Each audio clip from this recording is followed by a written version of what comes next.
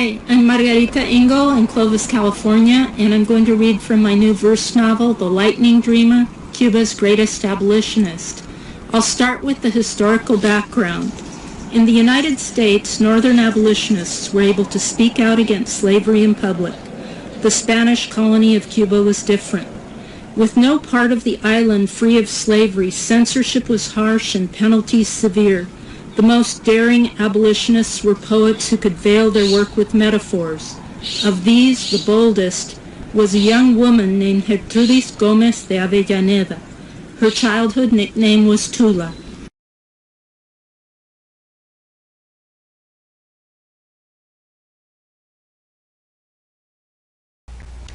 Imagine you are a young girl in Cuba in the 1800s, and your mother wants to force you to marry.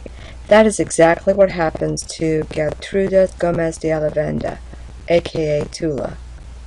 Tula must be reminded over and over again that she is just a girl who lives in the Spanish colony of Cuba in 1827, a girl who is expected not to read, not write, not think, a girl who is especially to never go against the wishes of her mother. Books are door-shaped portals carrying me across oceans and centuries, helping me feel less alone. But my mother believes that girls who read too much are unladylike and ugly, so my father's books are locked in a clear glass cabinet.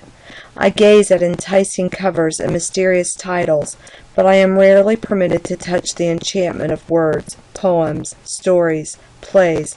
All are forbidden.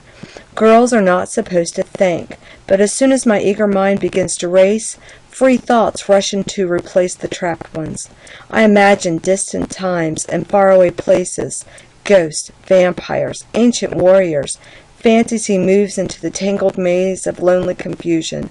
Secretly, I open an invisible book in my mind, and I step through its magical door shape into a universe of dangerous villains and breathtaking heroes. Many of the heroes are men and boys, but some are girls, so tall, strong, and clever that they rescue other children from monsters. Tula struggles against her mother's dreams. Her mother expects her to marry successfully and to fulfill her duties to the family. 13 is the age for dreams of sparkling jewels and silken gowns in elegant ballrooms, not hideous fantasies about ferocious beasts. Everyone knows that girls who read and write too much are unattractive.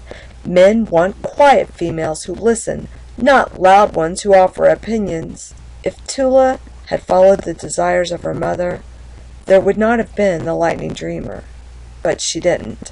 Instead, she did read, she did write, she did think. Tula did not follow her mother's wishes. Instead, she became a feminist, an abolitionist, a poet, a woman who dared to fight for the rights of others. Margarita Engel uses verse to introduce Tula and her story, the relationship she forms, and the path she follows. The verses are given in different perspectives. We hear the voice of Tula, her brother, her mother, Caridad, a family servant, the nuns where Tula goes to find freedom, and Sob, the man she loves.